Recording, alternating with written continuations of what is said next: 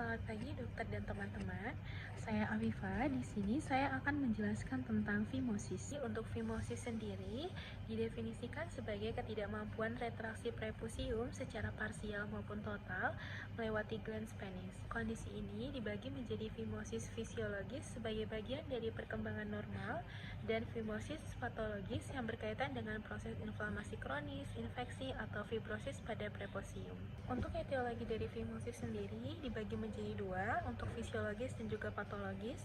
Yang pertama, untuk fimosis fisiologis merupakan kondisi yang normal pada bayi baru lahir di mana prepusiumnya itu belum dapat diretraksi karena adanya perlekatan alami antara glans dan juga prepusium. Secara embriologis, prepusium mulai terbentuk sejak minggu ke-8 kehamilan sebagai tonjolan epitel dan pada minggu ke-16 sudah bisa menutupi glans penis secara sempurna. Pada tahap ini, lapisan epitel glans penis dan prepusium masih sangat melekat. Seiring pertumbuhan, terjadi proses desquamasi epitel yang membentuk ruang-ruang kecil yang kemudian menyatu menjadi kantung prepusium. Proses ini berlangsung bertahap sehingga pada akhirnya prepusium akan terlepas secara alami dan dapat diretraksikan tanpa intervensi. Kedua, ada fimosis patologis. Untuk fimosis patologis merupakan kondisi abnormal yang ditandai oleh penyempitan atau stenosis prepusium akibat adanya proses fibrosis atau jaringan parut. Secara klinis, dapat ditemukan lubang prepusium yang tampak pucat atau putih yang menunjukkan adanya perubahan dari sklerotik. Penyebab terseringnya adalah balanitis serotica obliterans atau BXO, yaitu suatu kondisi kulit kronis yang secara histologis identik dengan lichen sclerosus. Kondisi ini menyebabkan proses sklerosis dan fibrosis pada prepusium sehingga kulit menjadi kaku dan tidak dapat diretraksi. Untuk BXO sendiri diduga memiliki dasar autoimun meskipun mekanismenya belum sepenuhnya dipahami. Pada anamnesis, untuk keluhan utama yang paling sering ditemukan adalah ketidakmampuan untuk menarik prepusium ke belakang. Untuk keluhan lain yang bisa ditemui adalah nyeri saat berkemih, aliran urin yang melemah, serta ballooning prepusium saat miksi akibat dari hambatan aliran urin. Pada kasus yang lebih berat, pasien dapat mengalami disuria, infeksi saluran kemih yang berulang, serta nyeri saat ereksi, terutama pada usia dewasa. Selain itu, perlu ditanyakan juga untuk riwayat infeksi sebelumnya, seperti balanitis, kebersihan genital, serta riwayat trauma atau manipulasi dari prepusium. Selanjutnya, untuk pemeriksaan fisik, khususnya inspeksi, dilakukan penilaian terhadap kemampuan dari retraksi prepusium.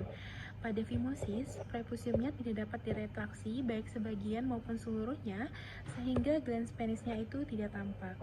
Pada fimosis patologis, dapat ditemukan cincin fibrotik, jaringan parut, serta perubahan warna menjadi putih atau sklerotik pada prepusium. Itu bila disertai dengan infeksi, bisa ditemukan tanda inflamasi seperti eritema, edema, dan sekret. Selanjutnya untuk pemeriksaan penunjang. Pada fimosis, diagnosis umumnya itu ditegakkan secara klinis, sehingga pemeriksaan penunjang biasanya tidak diperlukan. Namun, pada kondisi tertentu, pemeriksaan urin bisa dilakukan untuk menilai adanya infeksi saluran kemih.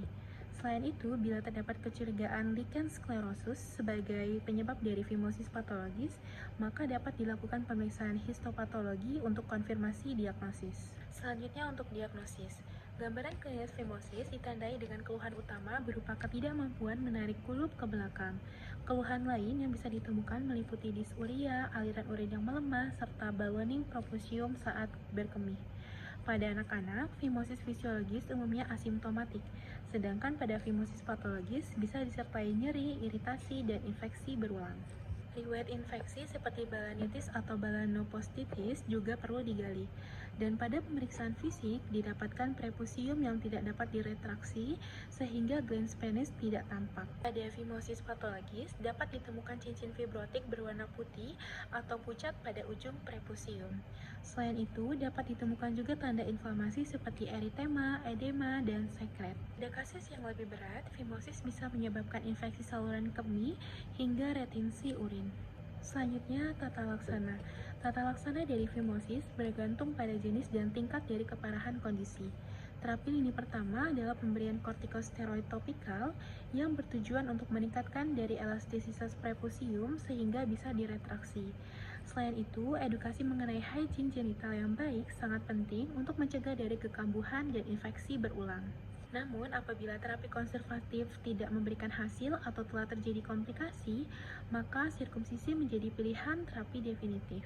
Sirkumsisi merupakan tindakan bedah untuk mengangkat prepusium sehingga menghilangkan penyempitan secara permanen dan mencegah kekambuhan.